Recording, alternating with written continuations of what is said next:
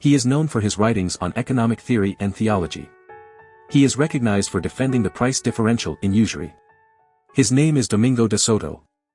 Domingo de Soto, a renowned philosopher and theologian, was born in the picturesque town of Segovia. From a young age, he displayed an exceptional thirst for knowledge, prompting his parents to encourage him to explore various schools of thought and intellectual pursuits.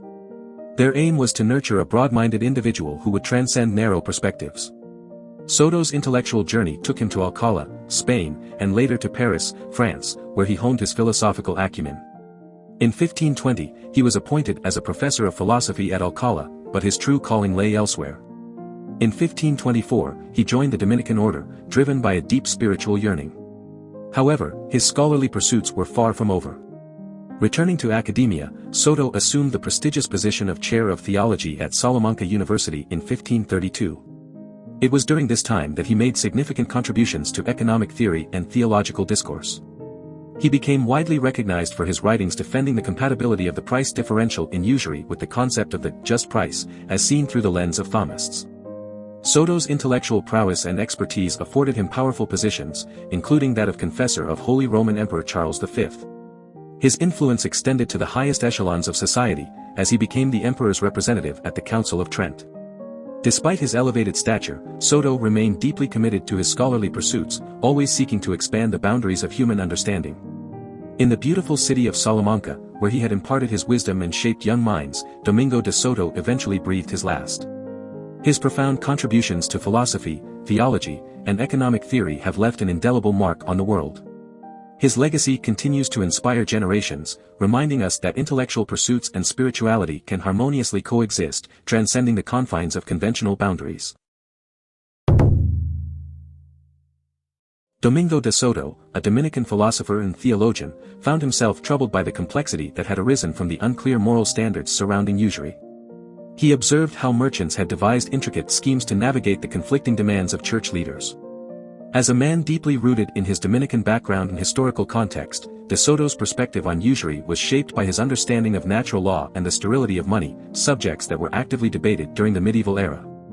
De Soto's rationale on interest was elucidated by Langholm, shedding light on his stance. However, there are differing interpretations of de Soto's thoughts on usury. Demick reports that de Soto believed voluntary contributions given from borrowers to lenders in gratitude were acceptable, but he strictly forbade lenders from pressuring borrowers. According to Demick, de Soto acknowledged that lenders could hope for such contributions, along with other motives of benevolence and friendship, but considered the sole motivation of financial gain as mental usury, deeming it immoral. On the other hand, Woods presents a contrasting view, asserting that de Soto did not believe Christ had declared usury to be sinful at all.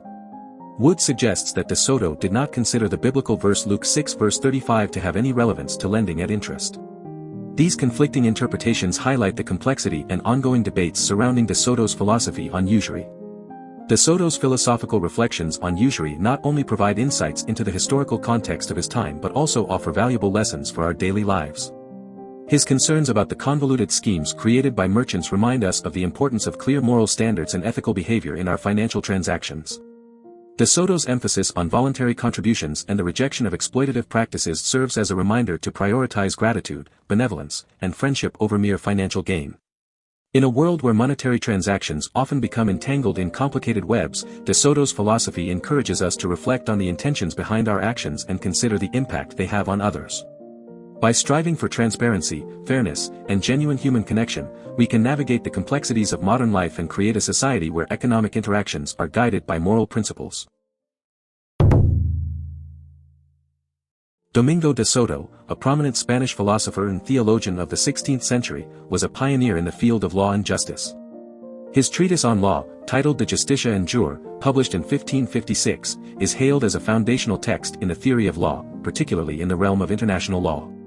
Soto's contributions to the understanding of justice and the rights of individuals have had a lasting impact on legal discourse. In his seminal work, Soto, much like his teacher Francisco de Vitoria, sought to shed light on the Spanish conquests in the New World.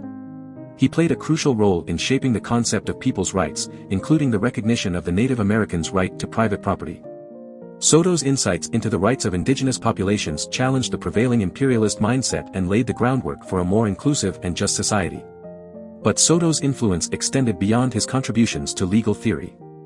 He was a staunch defender of the rights of the legitimate poor, advocating for their access to social support in the face of restrictive imperial and urban policies. His defense of the marginalized and disadvantaged demonstrated his commitment to social justice and compassion for those in need. Soto's philosophy of law and justice continues to hold relevance in our daily lives. His emphasis on the rights of individuals, regardless of their social standing or background, reminds us of the importance of fairness and equality.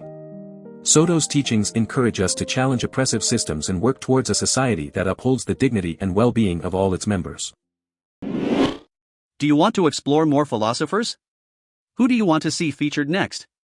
Subscribe and leave a comment below to let me know. I'll see you in the next video.